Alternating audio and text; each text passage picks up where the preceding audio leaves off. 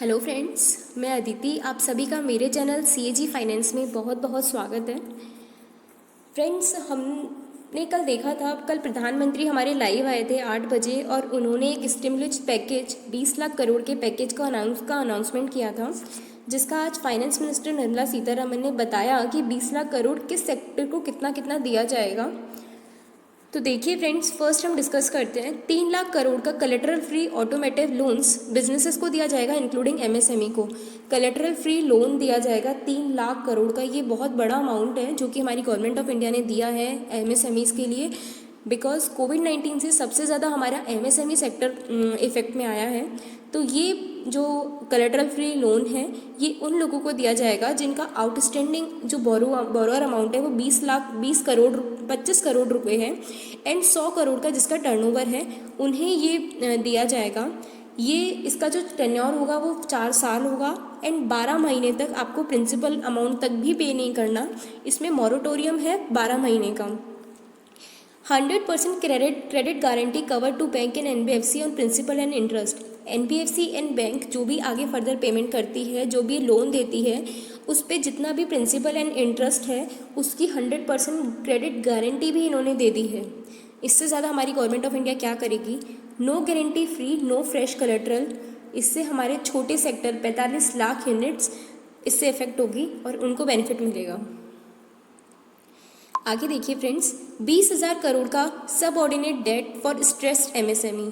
ऐसे MSME जो NPA हैं या फिर NPA होने वाले हैं, उनके अंदर 20,000 करोड़ का सब ऑर्डिनेट डेट के थ्रू फंडिंग की जाएगी। CGTMSE फैसिलिटीज़ गवर्नमेंट प्रोवाइड करा रही है 4,000 करोड़ की। CGTMSE फैसिलिटी के अंदर बैंकों के पास पार्शल सिक्योरिटी आती है, तो जो कि इस तरह के जो छोटे केसेस हैं, NPA हैं, ताकि वो NPA ना हो, इसमें भी बैंक फाइनेंस मिनिस्ट्री ने 20,000 करोड़ का इनफ्लो किया है थ्रू सबऑर्डिनेट डेट। आगे देखिए, 50,000 करोड़ का इक्विटी इन्फ्यूजन किया है for MSME through fund of fund. छोटे बिजनेसेस जो होते हैं, NBFCs होते हैं, छोटे बिजनेसेस होते हैं, वहाँ पे लोग इन्वेस्ट नहीं करना चाहते बिकॉज उनको लगता है कि यार पैसा डूब जाएगा।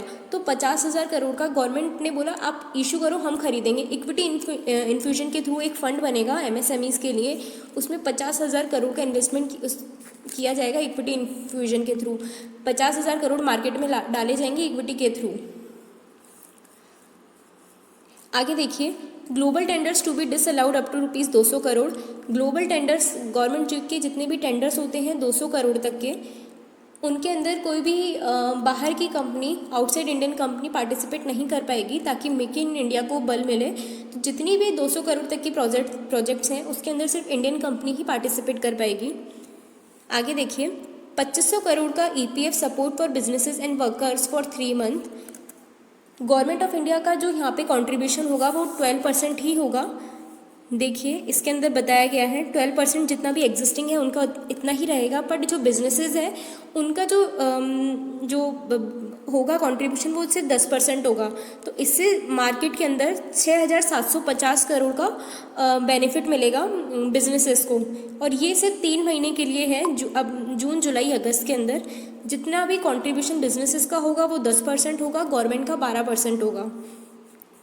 आगे देखिए फ्रेंड्स, 30,000 करोड़ का special liquidity scheme for NBFC HFC housing finance company के लिए इन्होंने लगाया है।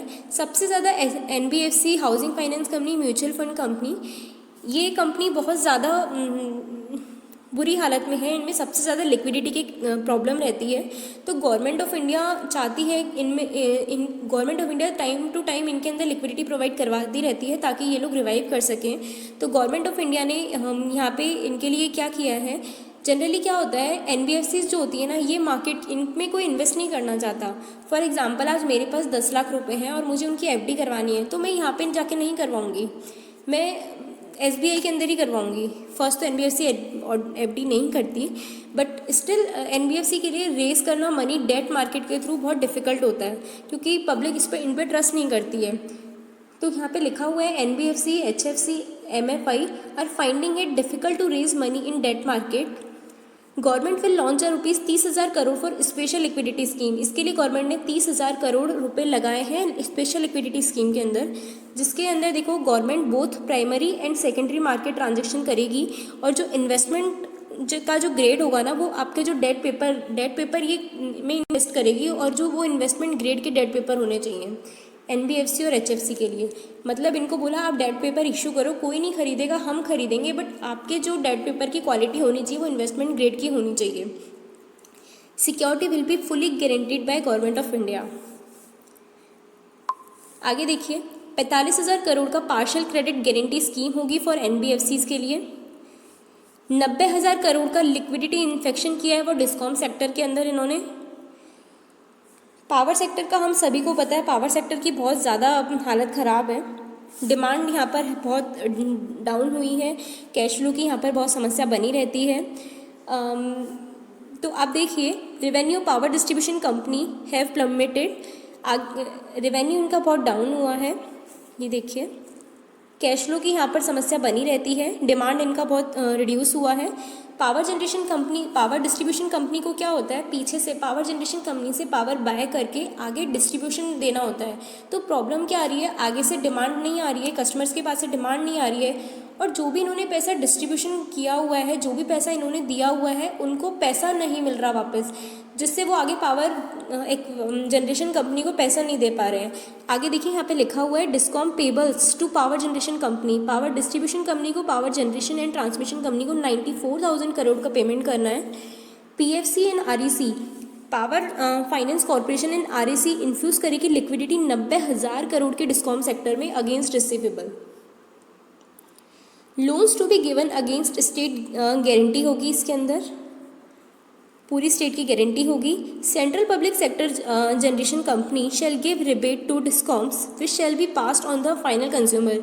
सेंट्रल पब्लिक जनरेशन कंपनी को रिबेट देगी डिस्ट्रीब्यूशन कंपनी को, और वो डिस्ट्रीब्यूशन कंपनी आगे कंज्यूमर तक पास ऑन करेंगे, जिससे कंज्यूमर को बेनिफिट होगा। आगे देखिए friends, relief to contractors.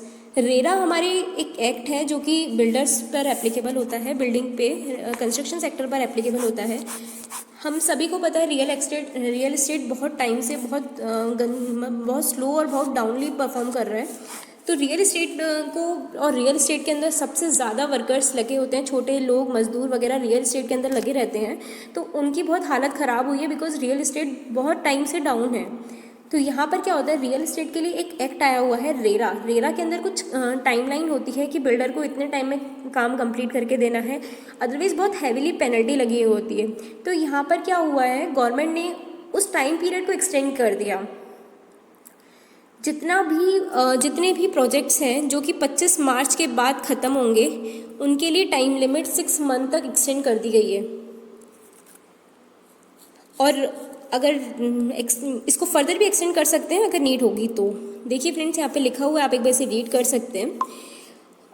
extension of up to 6 months without cost to contractor to be provided by all central agency like railway, ministry of road transport and highway, central public works department etc. कोई application भी नहीं देनी आपको। अगर लगता है नहीं हो पाएगा, 6 महीने का आपको एक्सटेंशन मिल रहा है।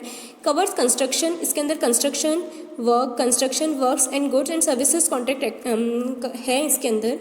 Covers obligation like completion of work, इसमें कवर क्या क्या की गई हैं, किस तरह की ऑब्लिगेशंस कवर है, like completion of work, intermediate milestones etcetera, and extension of concession period in PPP contracts.